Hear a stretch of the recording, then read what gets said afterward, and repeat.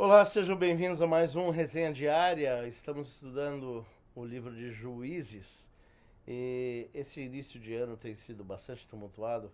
Não tive a oportunidade de fazer as gravações, mas agora esperamos voltar ao nosso ritmo diário desses vídeos e do estudo também, dos estudos indutivos que são enviados. Se você deseja receber esse estudo, ah,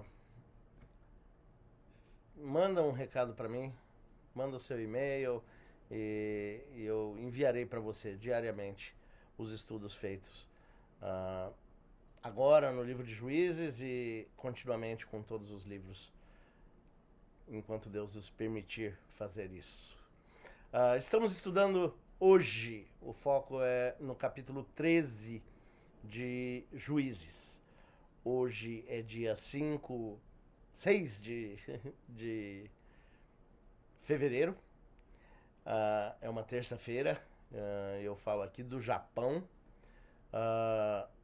e hoje veremos o capítulo 13 de Juízes. Se você gosta e ainda não está inscrito no meu canal, faça sua inscrição. Nós temos alguns objetivos para ver hoje no livro de Juízes. E primeiramente nós vamos ver no contexto histórico mais amplo dos israelitas durante esse período de tempo, incluindo a relação com as nações vizinhas. O foco do capítulo de hoje é a personagem de Sansão.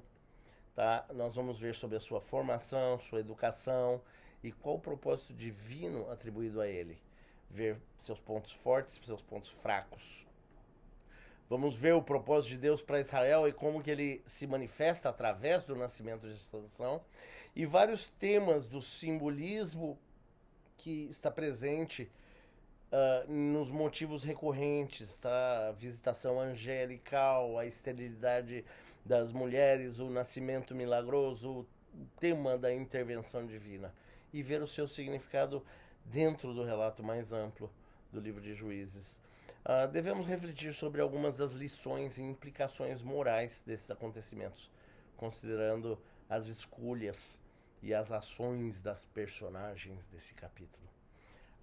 Nós podemos ter alguma orientação e lições como leitores modernos, particularmente na área da fé, confiança em Deus e nas consequências da desobediência. Bom, o contexto geral é que depois do resgate de Jefté, de Juízes 11 e 12, essa passagem começa agora com outra geração pecando contra Deus. E conforme o padrão do livro de Juízes, leva a opressão, e aí está sujeito aí a 40 anos de miséria debaixo do domínio dos filisteus. Deus aparece à esposa de Manoá, na região de Dan, e ela recebe a ordem de consagrar seu filho ainda não nascido, tá? Como nazireu, e que essa criança iria iniciar a salvação de Israel dos filisteus. Sansão nasce e ele é abençoado por Deus, e isso é tão puro quanto a vida de Sansão vai ser.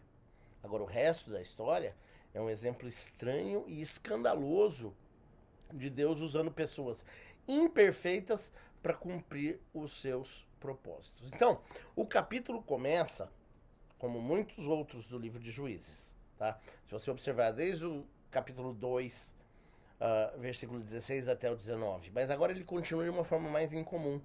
Outra geração de israelitas cai na depravação e no pecado, servindo aos deuses dos cananeus e das nações ao seu redor.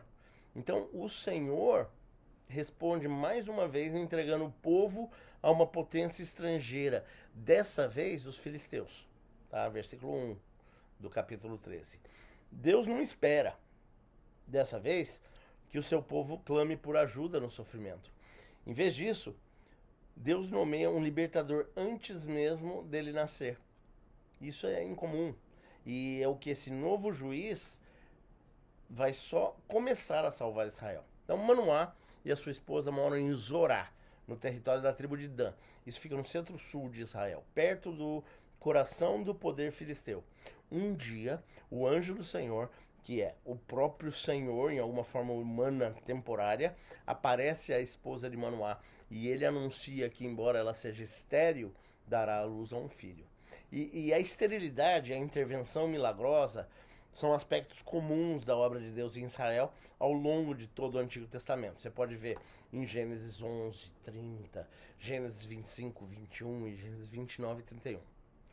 Para o nazireu, durante o seu voto, que era sempre temporário, quem fizera tal voto não devia ingerir bebida alcoólica e nem comer nada que a lei descrevesse como impuro, mas com mais rigor ainda nos tempos fora do voto. O seu filho devia viver permanentemente sob o voto nazireu.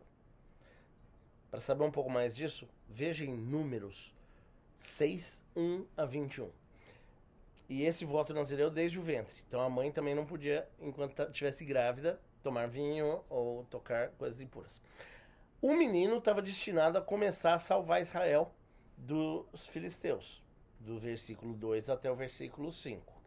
A mulher procura o marido e conta para ele a novidade. E Manoá ora pedindo a Deus que mande de volta, que o estranho homem de Deus volte e que eles acreditam ter apenas a aparência de um anjo. Mas o pedido expressa fé e mostra que a profecia é verdadeira. E ele não parece questionar se isso ia acontecer, mas ele pede mais informações de como criar o seu filho. E Deus atende esse pedido e reaparece. O anjo do Senhor repete quão importante é que a esposa de Manoá siga as restrições do voto nazireu. Versículo 6 até o 14. Aí Manoá ainda não compreende a natureza dessa pessoa com quem ele fala. Ele acredita que o estrangeiro seja um homem de Deus, mas não entende que esse é o anjo do Senhor. E ele pede a esse anjo que fique para que ele possa trazer uma refeição. E esse anjo recusa a comer, mas incentiva Manoá a oferecer ao Senhor um holocausto. Manoá pergunta o nome do estranho, mas ouve que é maravilhoso demais para eles entenderem. E isso ecoa um pouco a autoidentificação de Deus com Moisés em Êxodo 3,14, bem como em outras partes da Bíblia que descrevem o Senhor como algo além da compreensão humana, como Isaías 55, 8 a 9. Manoá oferece então um cabrito e uma oferta de cereais ao Senhor numa grande rocha. Juízes 13, 15 a 18. Deixe-me dizer que oferta de cereais era o líquido feito de malte, lúpulo e trigo. Tá? Toda vez que a Bíblia fala de oferta de cereais, ela é líquida, ela é bebida. Tá? Enquanto Manoá e a sua esposa observam o convidado, o anjo desaparece nas chamas da oferta e desaparece em direção ao céu. Aí o casal reconhece instantaneamente esse desaparecimento sobrenatural como prova de que eles estavam conversando com o anjo do Senhor, ou seja, o próprio Senhor. E eles caem de cara no chão em adoração. Manoá brevemente teme que eles vão morrer porque viram a Deus. Êxodo 33, 20 fala sobre isso.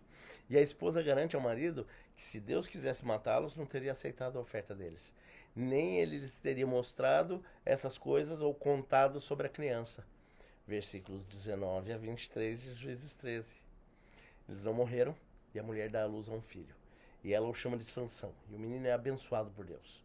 Quando ele era jovem, o Espírito do Senhor começou a agir em Sansão. E isso começa quando ele está num lugar específico entre a sua cidade natal e uma cidade chamada Estaol. Juízes 13, 24 a 25. Esse início santificado da vida de Sansão é tão limpo quanto a sua história vai ser. O resto de sua vida será uma série de escândalos, escolhas questionáveis e derramamento de muito sangue. Apesar de não ser uma personagem especificamente heróica, Sansão é usado por Deus para seus maiores propósitos. Se você está gostando desse conteúdo, faça a sua inscrição lá no meu canal. Não peço isso para eu ganhar mais seguidores, mas para eu poder capacitar e ensinar a seguidores de Cristo como eles podem segui-lo melhor. Vamos lá, o que significa o capítulo 13? O ciclo de pecado continua. Os israelitas deixaram Deus, seguiram seus próprios termos, e o julgamento veio e eles se arrependeram. E esse tema circular é encontrado em todo o livro de Juízes. Parece que os israelitas não iriam, ou possivelmente não poderiam voltar-se para Deus, a menos que fossem oprimidos. Só quando as coisas se tornam tão absolutamente brutas para eles como povo, é que eles se transformam. Então a opressão teria de ser alta. A morte marcava o povo e uma ladainha de sofrimento que os afligia, e então, só então, eles voltariam atrás. Embora esse sofrimento não tenha sido causado por Deus, ele certamente permitiu que tomasse conta de seus corações. Bem, tudo é causado por Deus. Não é que Deus permite, Deus causa, mas ele faz com que seja a nossa culpa. O homem de Deus se levantaria para se tornar mais próximo, um juiz, e trazer alívio. É um dos homens mais conflituosos de toda a Bíblia. Sansão lutava com a sua carnalidade. Ele mentiu quando foi conveniente. Ele era indisciplinado durante toda a sua vida. E a lista continua e vai para frente. Sansão seria um homem que desperdiçou a sua força e a sua vida. Ele fazia piadas, lutava constantemente para sair das encrencas e acabou de desistir de tudo para seguir uma mulher que ele amava. Muito do potencial de Sansão é desperdiçado. É paralelo às mechas de cabelo caído no chão depois de se entregar mais uma vez aos seus próprios desejos. Mas o início pinta uma vocação muito diferente de como ele terminou. Nascido de um casal incapaz de ter filhos, ele foi um milagre em todos os sentidos. Um anjo do Senhor falou do seu futuro. Seu chamado seria libertar Israel e seria criado como nazireu, que era uma pessoa separada para o serviço completo ao Deus Todo-Poderoso. Se Sansão seguisse a Deus todos os seus dias, o serviço seria abençoado e direcionado. Seria apenas em momentos finais que aparentemente ele se rendeu. Então esse ciclo de pecado é alguma coisa que nós lutamos contra, sempre. A graça de Jesus é hoje algo que podemos nos agarrar e viver mesmo no meio das nossas lutas. No entanto, como o potencial de Sansão foi desperdiçado durante a maior parte da sua vida, já que ele não se rendeu completamente, o mesmo é verdade para nós. A graça definitivamente nos encontra no nosso eu mais desprezível, mostrando que nunca é tarde para recomeçar. Mas às vezes as consequências das nossas escolhas e a mentalidade egoísta bloqueiam todo o potencial que Deus tinha para nós. Dentro desse ciclo, onde é que você se encontra? A expressão anjo do Senhor no Antigo Testamento atribui a aparição de um ser do céu como sendo Jesus, pré-encarnado. E esse é um desses momentos. O anjo do Senhor vem dar instruções a respeito de Sansão, mas tem algumas respostas estranhas que nos fazem parar e questionar. Então, no versículo 17 e 18 diz assim: Manoá disse ao anjo do Senhor: qual é seu nome, para que quando cumprirem as suas palavras, possamos honrá-lo? Mas o anjo do Senhor lhe disse: por que perguntais o meu nome, visto que é maravilhoso? Compare isso com o homem sem nome que lutou com Jacó até o amanhecer, depois deu uma bênção, também um possível exemplo de Cristo. Em Gênesis 32, 24, que diz: então Jacó ficou sozinho e um homem lutou com ele até o amanhecer. E no 29, que diz: então Jacó perguntou-lhe e disse: por favor, diga-me seu nome. E ele disse: por que pergunta o meu nome? E o abençoou ali. Por que você pergunta o meu nome? A mesma resposta é encontrada por um ser celestial que tem autoridade para dar bênçãos e também para redirecionar louvores ao Pai.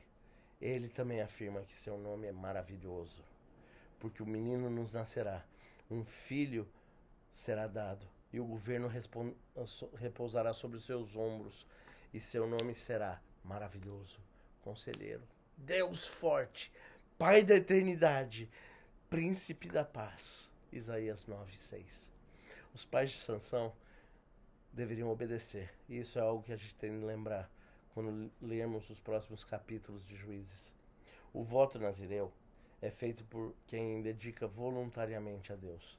O voto é uma decisão, uma ação e desejo por parte das pessoas cujos desejos é entregar-se completamente a Deus. Por definição, a palavra hebraica nazir significa simplesmente ser separado ou ser consagrado. O voto nazireu, que aparece em Números 6, 1 a 21, tem 5 características. Ele é voluntário, pode ser feito por homens ou mulheres, ele tem um prazo específico, ele tem requisitos e restrições específicas e no final é oferecido um sacrifício. Primeiro, o indivíduo faz o voto voluntariamente. A Bíblia diz, fala aos israelitas e diz-lhes, se um homem e uma mulher quiser fazer um voto especial, um voto de separação ao Senhor como nazireu. Número 6.2. São indivíduos que tomam a iniciativa de se consagrar ao Senhor. Não há nenhuma ordem divina envolvida. Geralmente, feito por indivíduo por sua própria escolha. 2 indivíduos no Antigo Testamento e um novo foram apresentados a Deus por seus pais. Samuel e Sansão no Antigo Testamento e João Batista no Novo Testamento. Receberam o voto nazireu desde o começo. Segundo, tanto homens como mulheres poderiam participar desse voto, como indica o versículo 2 de Números 6. Um homem ou uma mulher. O voto nazireu era muitas vezes feito por homens e mulheres por motivos puramente pessoais, como ações de graça pela recuperação de uma doença ou pelo nascimento de um filho. Mas, debaixo da lei mosaica, o voto ou juramento de uma mulher solteira podia ser rescindido por seu pai e o de uma mulher casada por seu marido. Terceiro, o voto tinha um período de tempo específico, um começo e um fim.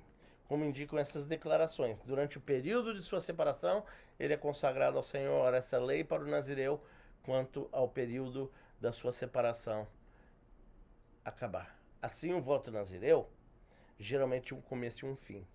Quarto, tinham diretrizes e restrições específicas envolvidas nesse voto. 3 orientações eram dadas ao nazireu. Ele deveria se abster do vinho ou qualquer bebida fermentada. O nazireu não podia beber nem suco de uva, nem comer uvas passas, nem mesmo sementes ou cascas da uva.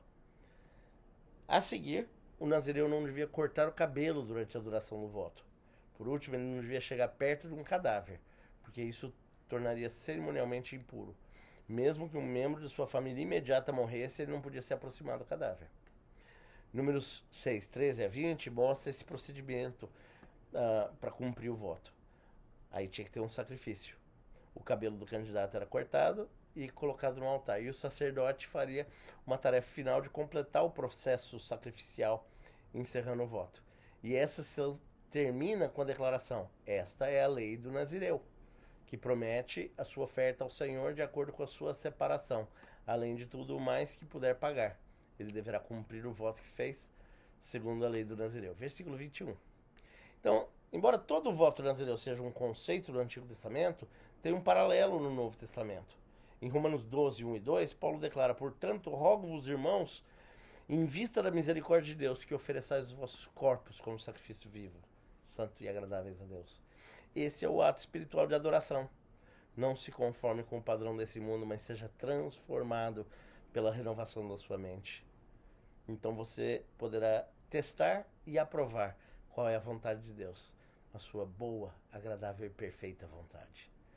Para os cristãos, o antigo voto nazireu simboliza necessidade de estar separado do mundo, um povo santo e consagrado a Deus. Nós chegamos ao fim do estudo de hoje. Espero vê-los em breve.